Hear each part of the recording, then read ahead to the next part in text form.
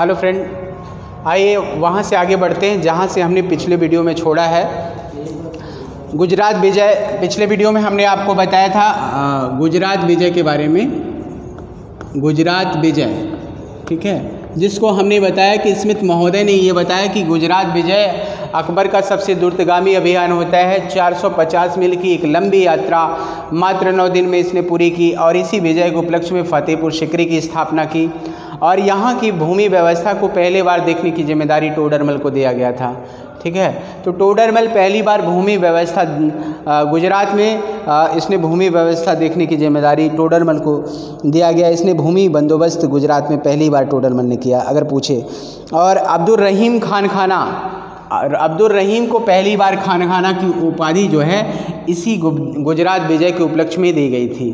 ठीक है, तो जब कभी अगर आपसे पूछे कि किस विजय के उपलक्ष्य में अब्दुल रहीम को खान खाना की उपाधि दी गई, जो बैरम खां का लड़का होता है, तो इसी विजय के उपलक्ष्य में अब्दुल रहीम को खान खाना की उपाधि दी गई। तो गुजरात विजय से संबंधित कई सारे क्वेश्चन आते हैं, हमेशा पूछे जाते हैं। तो जब इससे पूछे फतेहपुर सीकरी शहर की स्थापना किसकी विजय के उपलक्ष्य में की गई, तो आप बता सकते हो कि गुजरात विजय के उपलक्ष्य में फतेहपुर सीकरी की स्थापना की गई। और पहली बार समुद्र के दर्शन किस विजय के दौरान, किस युद्ध के दौरान अकबर ने किया, तो भी आप बता सकते हो कि गुजरात विजय के दौरान ही उसने पहली बार जो है यहाँ समुद्र के दर्शन किए थे। ठीक है, तो ये सभी बातें जो है गुजरात विजय से संबंधित हैं। अब इसके आगे बढ़ते हैं बंगाल और बिहार, बंगाल प्लस बिहार के विजय का अभियान। ये जो अभियान होते हैं 1574 और 76, ये टाइम होता है जब इसने बंगाल और बिहार के क्षेत्रों पर अभियान किया अकबर ने। टाइम अगर पूछे तो यही टाइम आप बता सकते हो। शेरशाह की मृत्यु के बाद 1564 में सुलेमान कर्रानी बिहार एवं बंगाल में सम्मिलित रूप से कर यहाँ स्वतंत्र सम्मिलित रूप से इन दोनों क्षेत्रों का जो है कर प्राप्त करने लगा और यहाँ से जो है इन क्षेत्रों पर उसने एज ए स्वतंत्र रूप से शासन करना आरंभ कर दिया। सुलेमान किरानी, सुलेमान,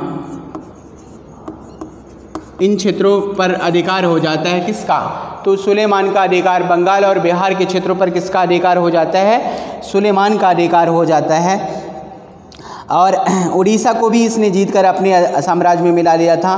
टांडा को भी इसने अपनी राजधानी बनाई और कुछ समय पश्चात अकबर की अधीनता इसने स्वीकार कर अपनी स्थिति और मजबूत कर ली।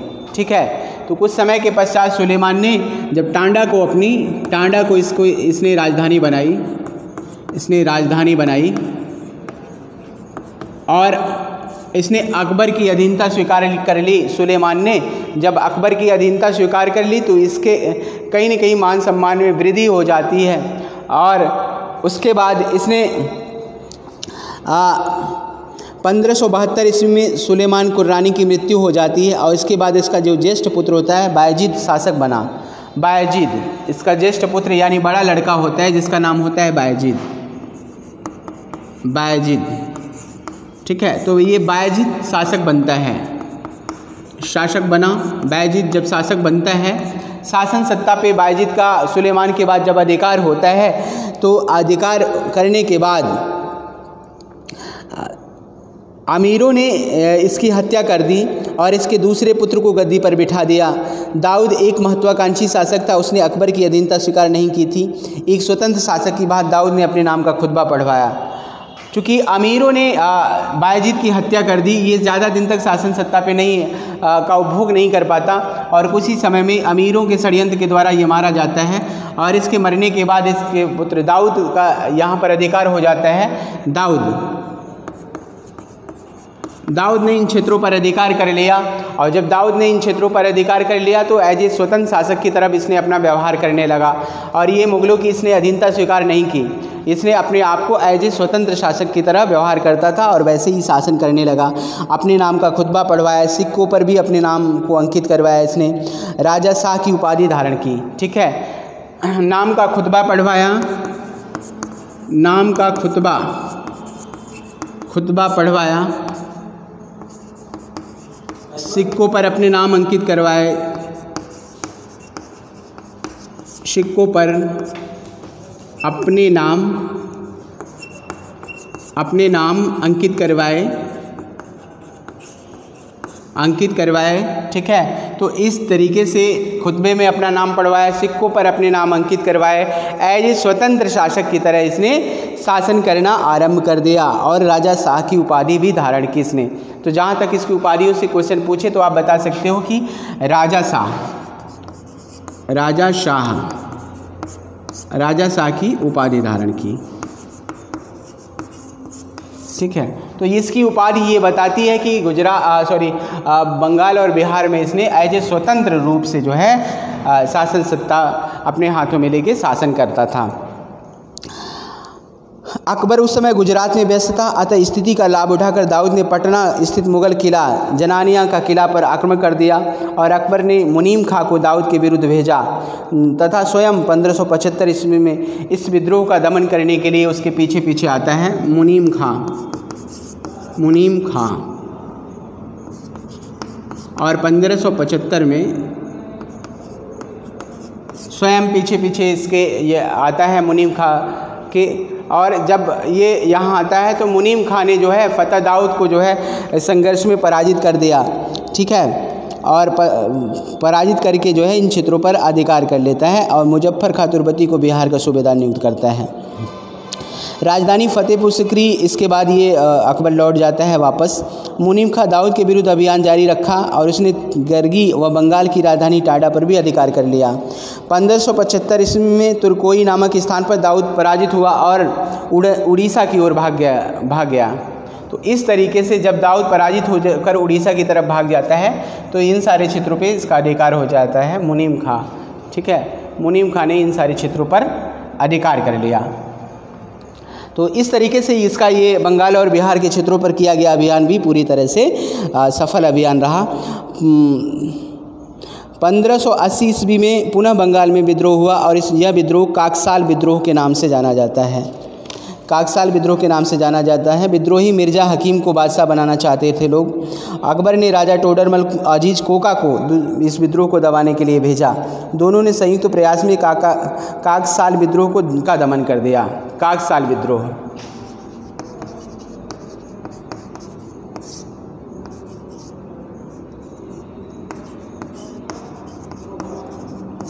मिर्ज़ा अजीज़ कोका,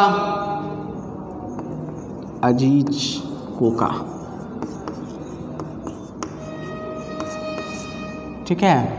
तो काकसाल विद्रोह को दबाने के लिए मिर्ज़ा अजीज़ कोका और टोडरमल को भेजा गया था और इन दोनों ने टोडरमल जो गुजरात में भूमि व्यवस्था का प्रबंध जिसने किया था टोडरमल, इन दोनों ने इन क्षेत्रों में शांति व्यवस्था कायम की और इन दोनों क्षेत्रों को जो है इसके अधिकार क्षेत्र में ला दिया। तो इस तरीके से बंगाल और बिहार दोनों जो है मुगलों की अधीनता में चले जाते हैं। और इसके बाद इसका अगला जो अभियान होता है काबुल विजय। 1581 में अकबर ने अपना अगला अभियान काबुल के खिलाफ किया। 1581 में इसका अभियान काबुल के क्षेत्रों पर हुआ। और जहाँ तक काबुल की बात है तो काबुल अकबर के लिए सर्वाधिक संकट में वर्ष माना जाता है ये 1581 में। इसी समय अकबर का सौतेला भाई व काबुल के शासक मिर्ज़ा मोहम्मद हकीम ने विद्रोहियों को संगठित कर सिंहासन प्राप्त करने की चेष्टा की। विद्रोहियों में जौनपुर का काजी मुल्ला मोहम्मद यजदी भी होता है। जौनपुर का काजी मुल्ला मोहम्मद यजदी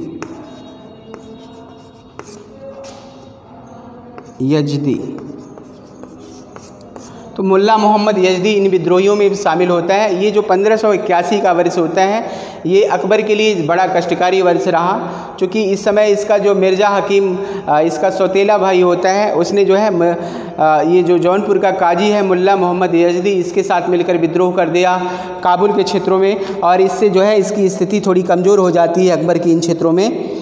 और दिल्ली के सिंहासन को मिर्ज़ा हकीम प्राप्त करना चाहता था। षड्यंत्रकारियों में प्रमुख रूप से शाही दीवान ख्वाजा मंसूर। षड्यंत्रकारियों का संकेत पाकर मिर्ज़ा ने सिंधु नदी पार कर लाहौर के लिए प्रस्थान किया। राजमान सिंह, भगवान दास व सैयद खान ने लाहौर की रक्षा के लिए पर्याप्त प्रबंध कर रखे थे। हकीम खां को आशा के विपरीत पंजाब में कोई सहायता नहीं मिली। हकीम का चाहता था कि पंजाब और आसपास के क्षेत्रों से इसे सहायता मिलेगी, और लेकिन जबकि इन क्षेत्रों पे टोडरमल ने जो है पूरी व्यवस्था कर रखी थी, तो इसको कोई किसी प्रकार का सपोर्ट नहीं मिलता। मिर्ज़ा हकीम जो इसका सौतेला भाई होता है अकबर का, जब किसी प्रकार की कोई सहायता नहीं मिली तो मिर्ज़ा हकीम पुनः काबुल की तरफ भाग गया। अनेक विद्रोहियों उनके प्रमुख नेता ख्वाजा मंसूर की हत्या कर दी गई और ये क्षेत्र जो है अकबर की अधीनता में आ गया। अकबर ने बाद में इसको क्षमा याचना करके इसकी बहन बख्तुन्निसा बेगम को यहाँ काबुल का सूबेदार बना दिया। बहन बख्तुन्निसा बेगम,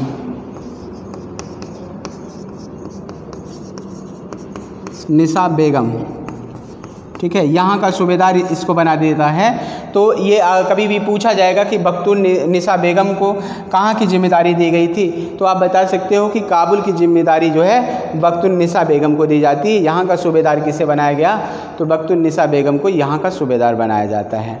ठीक है, तो इस तरीके से काबुल इसके अधिकार क्षेत्र में आता है।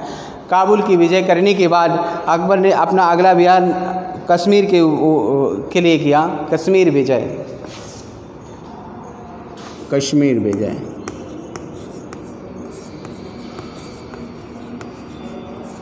ये कश्मीर विजय 1586 में करते हैं। ठीक है, तो अकबर का कश्मीर के लिए अभियान कब किया जाता है पूछा जाए तो आप बता सकते हो 1586। कश्मीर विजय, अगली देखते हैं कश्मीर विजय। कश्मीर 1586, ये कश्मीर विजय का जो शासन टाइम होता है 1586 में मोहम्मद यहाँ का जो शासक होता है कश्मीर का, मोहम्मद यजदी के बारे में थोड़ा सा बता दें, फिर कश्मीर के शासक के बारे में बात करते हैं। ठीक है, तो यहाँ का जो शासक यूसुफ खान था कश्मीर का, यूसुफ खान,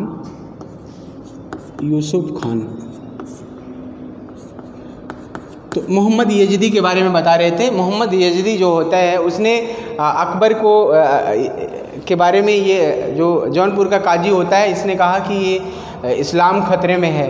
तो इस्लाम खतरे में कह के किसने अकबर के विरुद्ध ये बात कही, तो अगर पूछा जाए तो आप बता सकते हो मोहम्मद यजदी, जौनपुर का काजी होता है।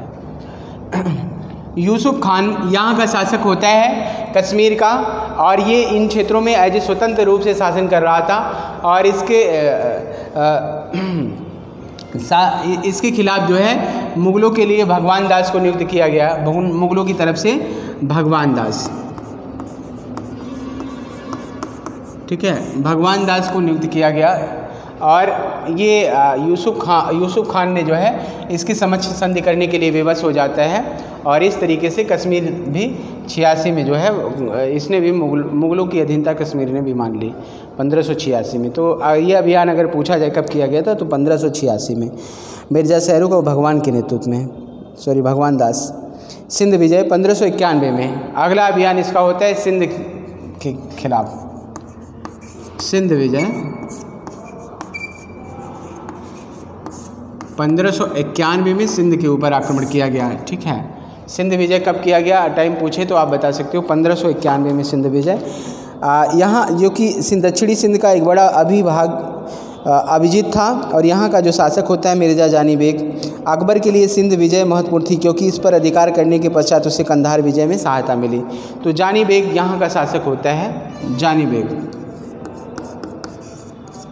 बेग ये सिंध का शासक होता है, और सिंध अकबर के लिए एक महत्वपूर्ण विजय थी, इसीलिए जो है इस क्षेत्र की विजय अकबर करना चाहता है, क्योंकि सिंध की विजय ही कंधार के रास्ते की रुकावट, एक प्रकार से कंधार के रास्ते में एक रुकावट थी सिंध, और इसीलिए जो है अकबर चाहता था कि जब उसका सिंध पर अधिकार हो जाएगा तो कहीं न कहीं जो है सिंध कंधार के लिए एक सपोर्टिंग का कार्य करेगा, और इसलिए इसने सिंध के खिलाफ अभियान किया। 1590 ईस्वी में रहीम खान खाना को मुल्तान का सूबेदार नियुक्त किया गया और उसे सिंध पर अधिकार करने का आदेश दिया गया। मिर्ज़ा जानी बेग पहले ही मुग़लों का मुकाबला किया, किंतु बाद में उसने आत्मसमर्पण कर अकबर की अधीनता स्वीकार कर ली। तो इस अभियान के लिए किसको नियुक्त किया गया मुग़लों की तरफ से, तो आप बता सकते हो कि अब्दुल रहीम खान खाना, रहीम खान खाना। अब्दुल रहीम खान खाना को ही इसके खिलाफ नियुक्त किया गया था। जानी बेग ने इसके समक्ष आत्मसमर्पण कर दिया और इस तरीके से सिंध का जो क्षेत्र है ये अकबर की अधीनता में चला जाता है। तो ये भी इसकी ये सफल अभियान रहा सिंध के खिलाफ अकबर का। और इसके बाद 1592 में इसने उड़ीसा के खिलाफ अभियान किया। 1592 में उड़ीसा,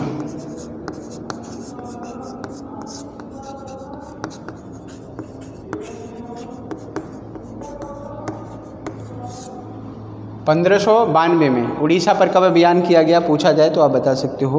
उड़ीसा पर अभियान जो किया गया 1592 में, ठीक है।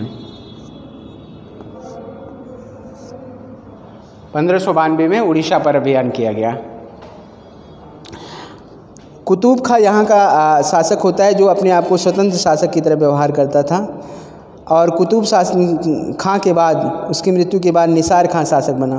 उस समय बिहार का सूबेदार राजा मानसिंह था और 1590 में राजा मानसिंह उड़ीसा पर आक्रमण किया। निसार खां ने उसका मुकाबला किया किंतु पराजित होकर आत्मसमर्पण कर दिया। उसे उड़ीसा की जागीर दी गई और 1592 में पुनः उसने विद्रोह कर दिया और राजा मानसिंह ने दूसरी बार उड़ीसा पर चढ़ाई कर उसे अंतिम रूप से परास्त कर दिया और उड़ीसा को मुगल साम्राज्य में सम्मिलित कर लिया गया, ठीक है। तो उड़ीसा का अभियान राजा मानसिंह, यहाँ का अभियान को किसने किया तो राजा मानसिंह। निसार खां होता है, निसार खां, ठीक है। तो निसार खां के विरुद्ध एक बार इसने निसार खां को पराजित कर दिया था, इसकी अधीनता में आया था, लेकिन बाद में दोबारा पुनः इसने अपनी स्वतंत्रता घोषित की और राजा मानसिंह ने दूसरी बार इसे पराजित करके उड़ीसा के क्षेत्र पर मुगल परचम लहरा दिया और इस तरीके से उड़ीसा भी जो है अकबर की अधीनता में चला जाता है। तो उड़ीसा विजय के बाद अकबर का जो अगला अभियान होता है वो बलूचिस्तान पर होता है। 1595 में अगला अभियान बलूचिस्तान पर करता है। 1595 में बलूचिस्तान,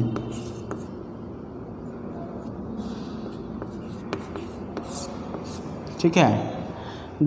ये बलूचिस्तान पाकिस्तान के दक्षिणी प्रांत में है, ठीक है। तो 1595 में बलूचिस्तान पर इसका अभियान होता है। मीर मासूम के नेतृत्व में एक सेना बलूचिस्तान विजय के लिए भेजी गई। मीर मासूम ने सफलतापूर्वक अफगानों को पराजित कर बलूचिस्तान पर अधिकार कर लिया। इस प्रकार बलूचिस्तान मुगलों के अधीनता में आ गया। मीर मासूम के अधीन, मीर मासूम, ठीक है। मीर मासूम के अधीन सेना भेजी गई थी और बलूचिस्तान पर इस तरीके से इनका अधिकार हो जाता है, ठीक है। अगला अकबर की कंधार विजय 1595 में। 1595 में अकबर ने कंधार विजय के लिए अभियान किया। कंधार,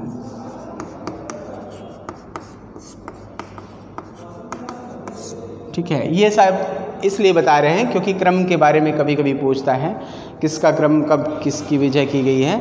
तो क्रम से अगर कभी क्वेश्चन आएगा तो वहाँ आपको ये सारे क्वेश्चन पूछे जाएंगे, इसलिए ये सारे क्वेश्चन आपको आना चाहिए और इसके बारे में जानकारी होनी चाहिए। अकबर ने कांधार किले पर अधिकार को निश्चय किया। इस समय यहाँ मुजफ्फर हुसैन मिर्ज़ा ईरान के गवर्नर के रूप में नियुक्त था। अकबर ने खाने खाना के नेतृत्व में कंधार पर अभियान करने के लिए एक सेना भेजी। खाने खाना ने कंधार को विजित कर लिया और मुजफ्फर मिर्ज़ा ने अकबर की अधीनता स्वीकार कर ली अथवा शाहबेग को कंधार का प्रशासक नियुक्त किया गया। तो यहाँ पर जो है मुजफ्फर मिर्ज़ा ने अकबर की अधीनता स्वीकार कर ली थी। मुजफ्फर मिर्ज़ा,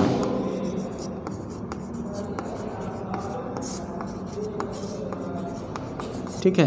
तो इसने कंधार के शासक मुजफ्फर मिर्ज़ा ने जो है इसकी अधीनता स्वीकार कर ली। अब इसके बाद अकबर की दक्षिण नीति देखते हैं।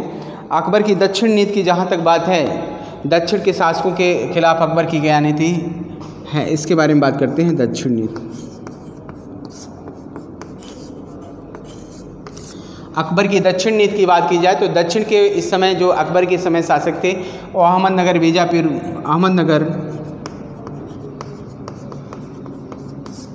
बीजापुर,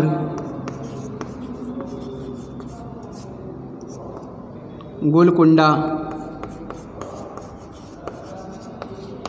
बीदर, बरार, खानदेश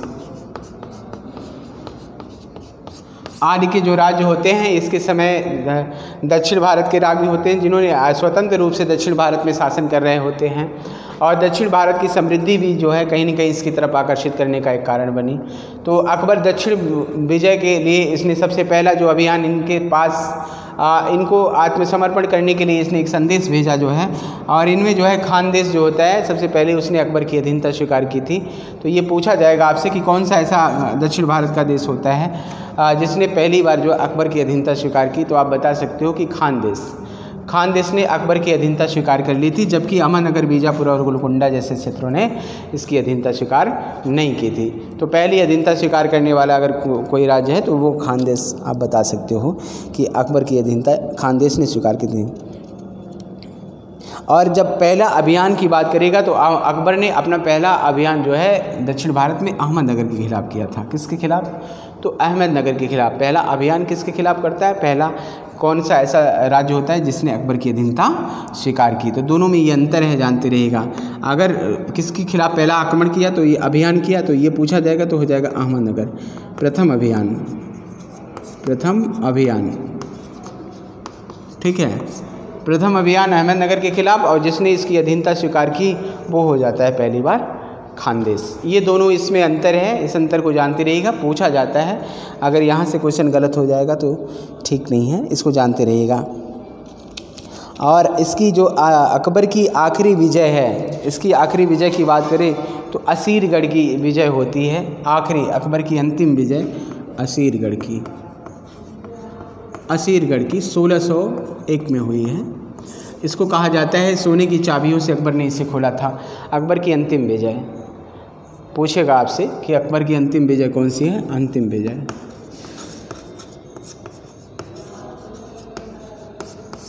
ठीक है, 1601 में इसने असीरगढ़ की, कहीं कहीं 1602 भी देता है, तो ये जानते रहिएगा। असीरगढ़ अकबर की अंतिम विजय कौन सी थी? अगर पूछे तो आप बता सकते हो कि असीरगढ़ की विजय जो है अकबर की अंतिम विजय होती है, ठीक है। तो इस तरीके से अकबर ने जो है अपने साम्राज्य का विस्तार किया। अब आइए अकबर की धार्मिक नीति के बारे में थोड़ा सा देखते हैं। अकबर की धार्मिक नीति, ठीक है, उसके बारे में चर्चा करते हैं, धार्मिक नीति के बारे में। जहाँ तक अकबर की धार्मिक नीति की बात है तो अकबर एक उदार और धर्म सहिष्णु शासक था, और ये सभी धर्मों के साथ समान व्यवहार करता था। और अकबर को जहाँ तक इसकी नीति की बात है तो इसका जो पितामह होता है बाबर, जो कि इसके बारे में कहा जाता है कि यह एक रूढ़िवादी सुन्नी विचारधारा वाला परिवार से संबंध था, किंतु यह धार्मिक दृष्टिकोण से उदार प्रवृत्ति का था। अकबर के पिता हुमायूं भी उदारता और सहिष्णुता के गुण इन दोनों के अंदर भी विद्यमान थे। अकबर की माता हमीदा बानो बेगम सिया संप्रदाय से संबंधित थी, लेकिन फिर भी उनमें भी उदारता विद्यमान थी। तो कहीं न कहीं इसके पारिवारिक जो भी, चाहे वो इसके बाबा हों, चाहे पिता हों और चाहे माता हों, तो इन सभी में उदारता के गुण विद्यमान होते हैं। उदारता, क्षमाशीलता, दयावान, ये सब सारे गुण इन सभी में विद्यमान होते हैं। तो कहीं न कहीं ये सारे गुण जो है अकबर में भी पाए जाते हैं। अकबर इन सभी शुरुआत में जो है परिवार से ही इसके इस तरीके का इसे संस्कार मिला, जिसके द्वारा जो है ये उदारता और सहिष्णुता के गुण इसमें आ गए। अकबर की माता हमीदा बानो बेगम सिया धर्म से थे, ये भी धार्मिक दृष्टिकोण वाले व्यक्ति थे। अकबर के धार्मिक उदार बनाने में उनके शिक्षक और संरक्षकों की भी भूमिका काफ़ी महत्वपूर्ण होती है। तो अकबर का जो संरक्षक होता है पीर मोहम्मद, उसकी भी इसके प्रति जो सहिष्णु शासक इसे बनाया और उदारता जो इसके अंदर इतना ज़्यादा होती है, तो कहीं न कहीं इसके शिक्षक का भी उसमें विशेष योगदान होता है। किसी भी व्यक्ति को महान बनाने के पीछे उसके शिक्षक का भी विशेष योगदान माना जाता है। तो व्यक्तित्व का विकास एक शिक्षक के माध्यम से ही होता है। तो अकबर के जो कि अकबर के बारे में ये कहा जाता है ये पढ़ा लिखा व्यक्ति नहीं था, लेकिन फिर भी इसको अन्य क्षेत्रों की विशेष जानकारी थी, और इसमें उदारता जो है कहीं न कहीं इसके शिक्षक पीर मोहम्मद के कारण ही इसमें उदारता विद्यमान होती है। और जहाँ तक इसके संरक्षक की बात है, बैरम खां इसका संरक्षक होता है, उसने भी इसको जो है उदारता के और सहिष्णुता की बातें जो है उसने भी इसको बताई। तो ये सब सारी बातें कहीं न कहीं इनकी वजह से इसके अंदर ये विद्यमान होता है। और दूसरी बात, अकबर की चाहे सुलह कुल अर्थात सर्वात्रिक भाईचारे का श्रेष्ठ सिद्धांत अकबर ने यहीं से सीखा। अकबर का संरक्षक बैरम खां भी अत्यंत उदार था, सूफीवाद के चिश्ती शाखा से के ये अधिक निकट होता है। शेख मोइनुद्दीन चिश्ती की दरगाह पे कई बार ये गया हुआ था। तो कहीं न कहीं शेख मोइनुद्दीन चिश्ती, चूँकि चिश्ती संप्रदाय के लोग ये सादगी और सरलतापूर्वक जीवन व्यतीत किया करते थे और ये धन उनके पीछे ज़्यादा नहीं इनका पड़ते थे और ये कहीं न कहीं ये सारी बातें जो हैं अकबर को प्रभावित करती थी और इसीलिए इसके चरित्र पर देखते हैं तो इन सभी बातों का विशेष प्रभाव पड़ता है। तो इन सभी प्रभाव से ही प्रभावित होकर अकबर ने 1562 में, अकबर की जहाँ तक धार्मिक नीति की बात है तो इसी सबसे प्रेरित होकर इसने 1562 में दास प्रथा का अंत कर दिया। किसी भी व्यक्ति को युद्धबंदी जो होता था, जब युद्ध में जीते गए जो भी सैनिक वगैरह हुआ करते थे उनको एज ए दास बना लिया जाता था, उनसे दासता का कार्य लिया जाता था। दासों को कोड़े लगाए जाते थे और कुछ ऐसी इनके साथ अमानवीकृत व्यवहार भी किया जाता था। कुछ ऐसे कार्य भी लिए जाते थे जो निकृष्टतम कार्य होते थे, लेकिन फिर भी दासों से लिया जाता था और इनको स्वतंत्र करने का तो सवाल ही नहीं पैदा होता था। तो कुल मिलाकर ये कहा जाए कि दासता जो होती थी वो व्यक्ति के जीवन को पूरी तरह से ये कहें तो ख़त्म कर देती थी। तो दास जो 1562 में व्यक्तियों को दास बनाया जाता था और ये दासता को इसने बैन लगा दिया, दासता को इसने ख़त्म कर दिया। और उसके बाद 1563 में इसने तीर्थ यात्रा को ख़त्म कर दिया। तीर्थ यात्रा ये इसके धार्मिक नीति का परिणाम है। तीर्थ यात्रा किसी भी गैर जो है हिंदू जो होता था, गैर मुसलमान, तो वो जब अपनी तीर्थ यात्रा किसी पवित्र धार्मिक स्थल पर जाता था तो उससे यात्रा कर के रूप में कुछ लिया जाता था, तो उसको जो है अकबर ने समाप्त कर दिया। ये 1563 में इसने तीर्थ यात्रा कर की समाप्ति किया है। और अगला 1564 में इसने जजिया कर को समाप्त कर दिया।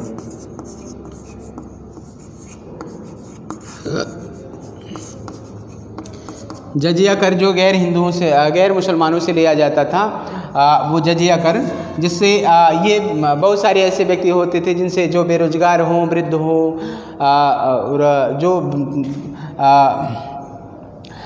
जिसके अंग भंग हो, इन सब ऐसे व्यक्तियों से जो है जजिया नहीं लिया जाता था। ठीक है। और पहली बार जजिया ब्राह्मणों पर फिरोज तुगलक ने लगाया है, जब कभी अगर पूछे तो बता सकते हैं। तो 1564 में जजिया को भी इसने बैन लगा दिया। तो अकबर की ये धार्मिक नीति के तहत ही ये सारे कार्य आते हैं। इसके बाद राजपूतों से संघर्ष के दौरान इस जो जजिया कर था इसने पूरी तरह से बैन लगाया इस पर। 1579 में इसने इसे पूरी तरह से समाप्त कर दिया था। अपनी प्रजा के पूर्ण रूप से धार्मिक स्वतंत्रता प्रदान कर अकबर इस्लाम धर्म के मूल तत्वों को समझाने की उत्सुकता व्यक्त की। इस उद्देश्य से 1575 ईस्वी में फतेहपुर सिकरी में इसने इबादत खाना का निर्माण कराया। तो 1575 में इसने फतेहपुर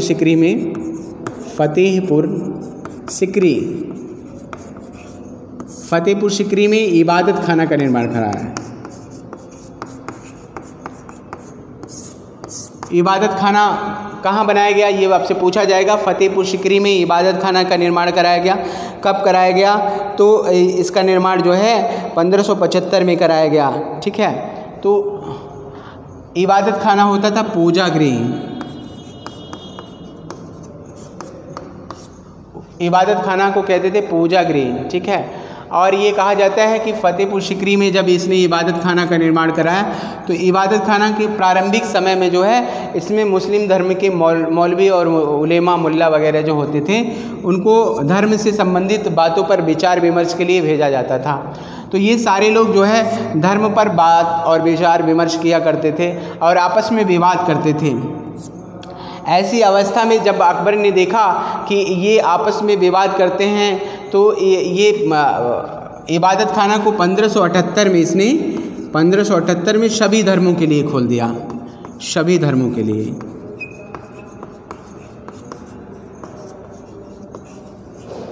1578 में इसने इबादत खाना को सभी धर्मों के लिए खोल दिया।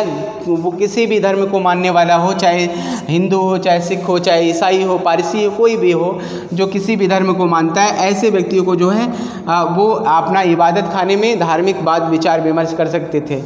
तो इन सभी धर्मों के लिए इसने इबादत खाना को खोल दिया।